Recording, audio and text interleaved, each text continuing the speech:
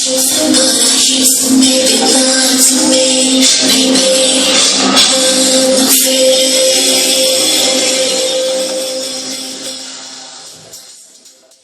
да разјасниме кој е вистинскиот израз или најприфатен израз, моден дизајнер, моден креатор, кој е правилниот, како можеш да се изразиш нели себе си дека е твоја професија, моден дизајнер или моден креатор?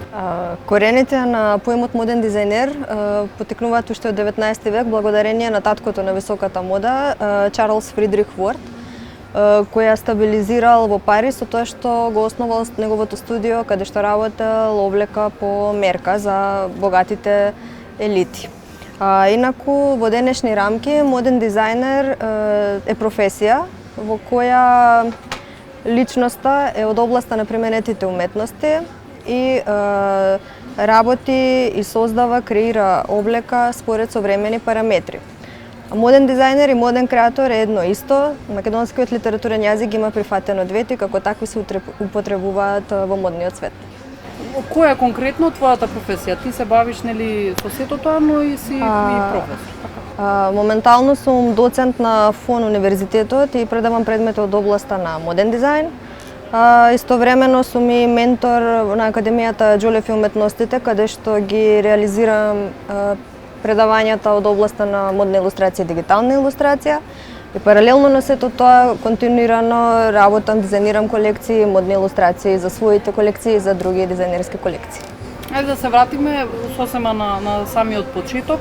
Кога пројави прв интерес за светот на модата, за оваа професија, прв твој цртеж, да речеме, на модел и така натаму? Првите интереси за естетиката и естетиката во модата ги имам наследено од мојата мајка, која уште како мала постојано ми шиела различна облека од тоа што се нудело на домашниот пазар. Со текот на времето најверојатно сум крадела од незиниот занет, мислам да не е по занимање од таа област, но како хоби го реализирала тоа и крадејќи од неа сум стекнала своји вештини и сум ги реализирала моите замислени идеи. Се сеќавам на една случка со мајка ми кај баба ми и дедо ми на гости и они као возрастни размаметени во тешки сериозни теми, мене ми дале листи хартија, ја истражувајќи, чкртајќи по хартијата, одеднаш, не знам, ми се појави форма на панталони и таква жива среќна, мама види панталони имам нацртано. И тоа го памтим као слика, мислам дека го немам ни споделено со некој, мислам дека мајка ми не памти за тоа, но еве, да ја потсетим ако нешто се сети. Друга случка, вака интересна што ја паметам е исто со мајка ми ме носела на прекувремено работа во комуна проект кога имале после определеното часовно работно време дополнително. И ќе ме седнеа со сите колешки на некој биро, ќе ми дадоа хартија и молив и така за сите колешки црта, фустани, костими, што ме инспирирало и на крајот од денот ми ги закачува на знам кафеаво шкафче вака имаше кај прозорот и жива среќна као изложба некоја сум имала. И со текот на времето и созревајќи сум се определила дека сакам да бидам од делот на визуелните уметности, па така се запишав во средно уметничко, па продолжив со студии на Академија Италијана. Па кога решив дека сакам да бидам дел од академскиот свет, запишав мастер на Европски универзитет во Скопје. Значи се определи образованието да биде во тој свет. Имаше ли некои проекти за, верувам, нели практична работа за време на образовниот процес? Во текот на образовниот процес постојано сум била активна во реализирање на изложби и ревии. Особено ми се драги ревиите кои присуствува во Италија, мислам сум имала и во Скопје, најчесто биле во Скопје и секоја година во Италија, пошто академијата беше италијанска. И особено ми се драги тие, бидејќи како студенти се представувавме пред големите светски имиња од брендовите Мисони, Вивиен Вествуд, Кавали, така тоа ми е едно убаво сеќавање од студиите. Кажи ми, и за време на образованието и нели приватно сигурно си имала некои, да кажеме, ментори, поддршка од пријатели, од семејство. Од кого добиваш најголема поддршка? Вака, менторството игра голема улога во градењето на ликот во образовниот процес. Сум имала среќа да бидам обкружена со многу професионални, искрени ментори кои несебично ги споделувале своите искуства и постојано не промовирале и пуштале во модниот свет на македонската модна сцена. Нормално тука ми е и моето семејство, пријателите околу мене. Еве конкретно, бидејќи визуелниот материјал може да го докаже тоа, да ги конечно јавно да ги пофалам дечки од Тетово, Тимосија Јовановски, Петар Цветковски и Елвир Муратовиќ, кои додека студира без несебично и секогаш беа тука за да ги промовираат моите колекции во секој град и во секој медиум. Имале значи вкус тетовци за мода, може да се каже. Порано може повеќе се. А кажи ми досегашни активности кои ти се кои што би сакала, така да кажем, да ги потенцираш, сето она што си го сработила до сега? Значи моментално, како што кажав, сум доцент на ФОН универзитетот, претходно бев асистент на европски. Паралелно додека ги работам академските активности, створам и мои авторски дела.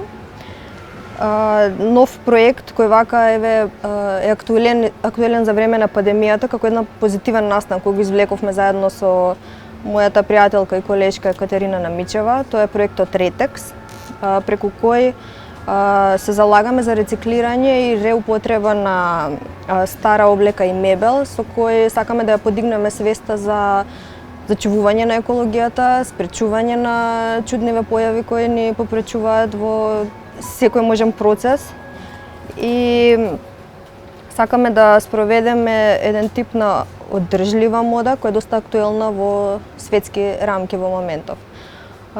Друга драга ревија ми е Архетип ревијата, која ми беше искуство од досегашното работење од областа на дизајнот.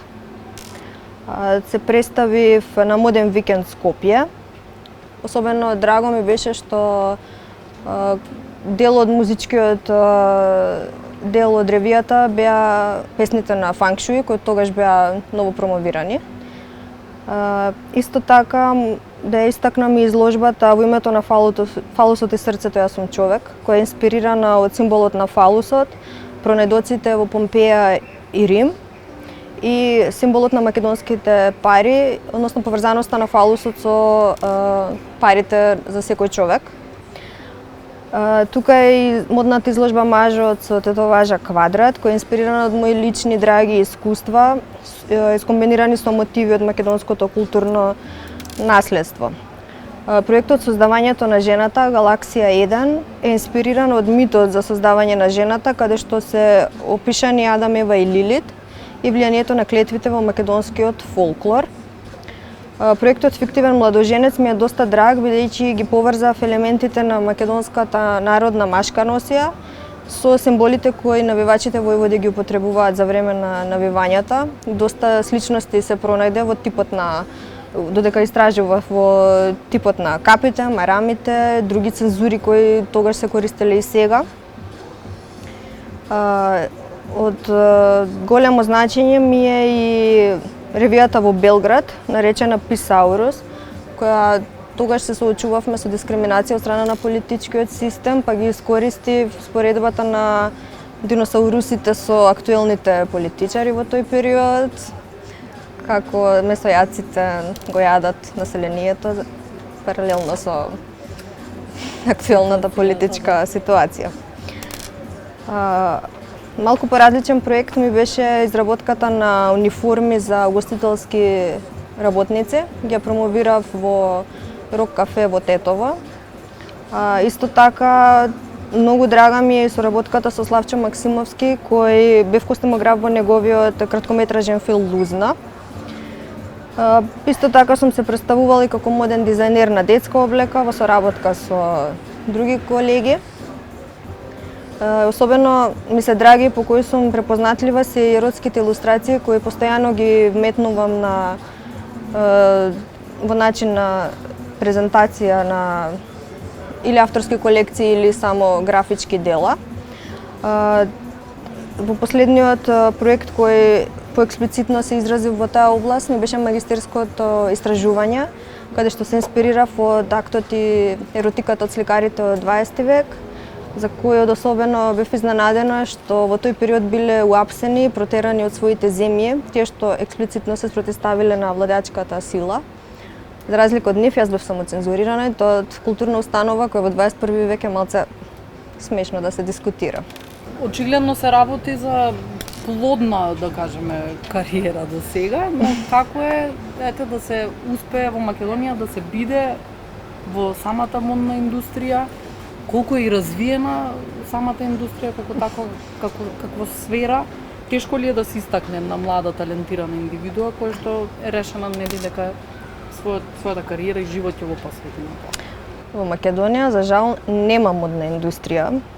Се што некогаш било развиено, градено, пласирано успешно на домашен и странски пазар, благодарение на денешната несоодветна, неамбициозна и деструктивна владеачка структура се е уништено. Жално е да се знае дека сме биле град на текстил, а денес не постои ништо од тоа. А за да постои модна индустрија, треба да постои текстилна индустрија, бидејќи македонските дизајнери се соочени со недоволно снабдување или никакво снабдување на суровини за да ги реализираат своите колекции. Значи се случува дизајнериве да се снаоѓаат да работат колекции од отпад на материјали од Азија. Но да, ние имаме продавници за материјали, имаме шивачки работилници, имаме клиенти кои си замислуваат дека може да бидат дизајнери, да влијаат во создавањето на процесот, но тоа не е доволно за да постои модна сцена кај нас. И жално е што мораме да го поминеме тој процес, но за тоа треба и државата да излезе во престрет, треба да се создаде некој моден систем без кој не може да функционира ни па да се разговара за модна сцена. А мислиш ли дека има квалитет, посебно кај младината, да речем? Да, тоа е позитивната предност што ни се случува, што имаме млади потенцијални, што се амбициозни, што сакаат да работат, што сакаат да вложат, што сакаат да ризикуваат, но треба од повисоко ниво малку да се поместат работите. Сметаш дека во странство работата е многу подобра отколку дома, дека може повеќе да се постигне? Странските земји, особено оние кај што со векови се развива модната сцена, имаат стабилизирана модна сцена во која прогресивно се движи и нудат големи можности пред се за нивните граѓани да направат напредок. Но ние сепак сме од друга страна заробени како земји од трет свет, така да многу шанси ни се спречени како да не бидеме странци во тие земји. Има ли некои странски модни дизајнери кои ти биле инспирации, но кои си се огледувала ти како малечка и сега нели зошто?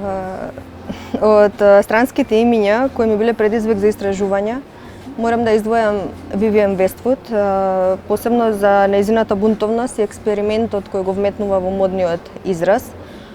Брендот Dolce & Gabbana поради традицијата и повикување на културното богатство кај нив за Италија. И јапонските дизајнери поради јапонската и напредна технологија и мајсторството во конструкција. Може да се каже дека и кај тебе во твоите креации е забележаната бунтовност, експлицитност до некаде што ја кажа, што ја спомена. Да, истражувањата темелно за овие брендови чувствувам дека имаат по некое влијание во мојот израз. Кажи ми што представува самата мода како сфера, како појава, нели зошто е таа важна и дали е еден вид на личен сопствен израз на секој индивиду? Модата е гранка пред се на применетите уметности, продавање на соништа, истовремено и бизнис. Создаденото парче само по себе не се смета за мода, но кога преку него е раскажана приказна, искажан некој став, се поминати сите процеси од модниот систем, тогаш може да се дискутира дека се работи за мода. И не смееме да го занемариме фактот дека модата е тесно поврзана со политичките, економските и културните влијанија на едно општество. Значи целото општество и состојбата во која што е, сакаш да кажеш дека е многу битна за развивање на модниот систем и модата. Што е за тебе инспирација? Еве конкретно нешто и од нашето општество ја спомена целата нели ситуација, но какви креации делумно се застапени кај тебе? Инспирацијата е потикнување или побуда за да се создаде нештото. Во моите креации често, како што кажав, се инспирирам од мои лични влијателни искуства, од социјални или емотивни причини. Исто така, ако сум била директно поврзана со некоја политичко влијание, значи постојано сум не следам, но ми влијае за некои работи за да се изразам. Секогаш предизвик ми е да вметнам елементи од македонското културно наследство и традиција.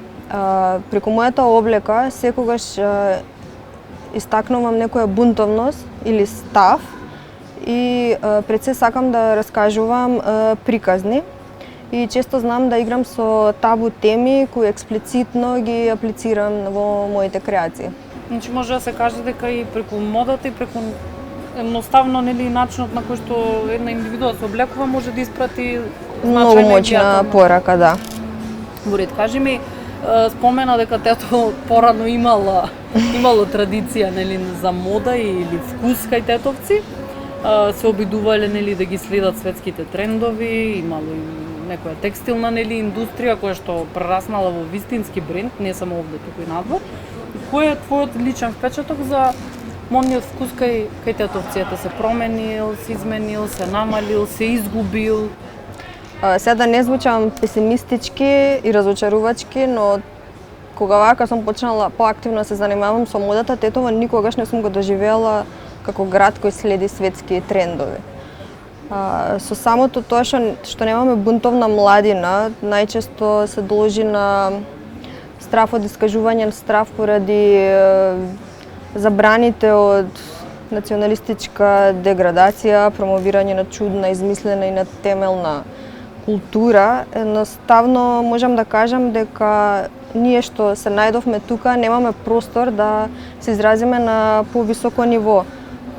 Немаме културни установи каде што може исто да ги изразиме нашите квалитети. Се ова што сега е моментално останато е некоја мутација на лоша политичка структура. И пред се немаме функционално средно образование каде што младите можат да научат за естетика во модата и се што е поврзано за да се напреднат во таа професија. Од тоа што го гледам на тетовските улици, кои во последно време се тотално изместени, несоодветни за менталитетот на 21 век, можам да кажам дека живееме во многу сиромашен град, кај што нема простор да се дискутира за мода, но тие што се во можност да бидат вклучени и во тој дел, се склони некоја, јас ја викам, старлета естетика, кај што е несоодветна за време и простор и безцелно промовирање на тој изглед. Значи, знаеме таа професија зошто така се облекуваат, која им е целта. Не осудувам, туку се си има зошто и како, не гледам зашто така некој би се облекувал за на работа, за на училиште, за кафеќ и така. Кажи ми, би ги поттикнала ли младите, барем тие што пројавуваат интерес, имаат талент да се вклучат во модниот свет, да се бават со нешто слично со ова, поврзано со ова? Секогаш сум за тоа да се проба, па макар и да се мали шансите. Но за да нуди Македонија можности, треба и ние самите да истражеме, развиеме, покажеме, појавиме интерес да се слушне и да се види. Знаеме дека сме држава која како што доаѓа да владе, така менува се од корен и никако да се почне да се развие еден процес. Но ако секој е сигурен во нешто го сака и е спремен да се вложи во модата, тогаш да, треба да се следат со ништата. И оптимист сум дека се што е скапано брзо се менува, така да вреди да се бори, да се оди тој пат. Може би да се бори, но и ако е надвор од оваа земја. Сега, нели, за разлика од тоа дали би биле присутни тука и би оставиле свој придонес, државата би ги изгубила, нели? Да. Но да ги Би им порачала ли да ги следат со ништата по секоја цена? Да, тоа што го сакаш треба да го следиш. Сум била студент на професори кои многу се посветиле надвор да се образуваат, за да утре се вратат и да вложат тука, да едуцираат кадри за да може да се развие нешто. Но, како што 100 пати ја спомнав, политиката многу влијае во овој процес и тие професори се немочни да со поголеми сили да се сплотат со нас и нешто да се реализира. Пробуваме, но треба време. А мислиш дека има некое подобрување, мрднување од мртва точка од порано до сега? Колку што сум ги слушала искуствата кои ги споделувале, пак ќе се навратам на моите професори, дел сметаат дека постабилна била сцената порано, поздрави корени се пуштало. Па имало некој застој со развивање на школите за дизајн, на која сум од првите генерации кои се запишани на факултетите за дизајн. Се стабилизира некоја група, теравме некое време, но пак се смени системот и пак има сега некој застој. Можеш ли да ми кажеш за крај што представува твојата вакална од душа, твојата професија за тебе, модата како свет некој посебен, затоа што нели очигледно целиот живот и енергија твоја и талент си го посветила на тоа. Значи тоа ми е сонот, го следам и работам, се борам, се пронаоѓам во тоа, живеам за тоа и пробувам и од тоа. Но треба време и треба поголема енергија, тимска, што секој сам тешко се снаоѓа во оваа залутен систем. И ги охрабрувам сите кои имаат потенцијал, сакаат да се студираат, да се едуцираат, да се надградуваат, да не се плашат. Можда на почеток е тешко, можда за некому од полесно ќе му биде, но да не се откажуваат во тоа што замислиле да го работат.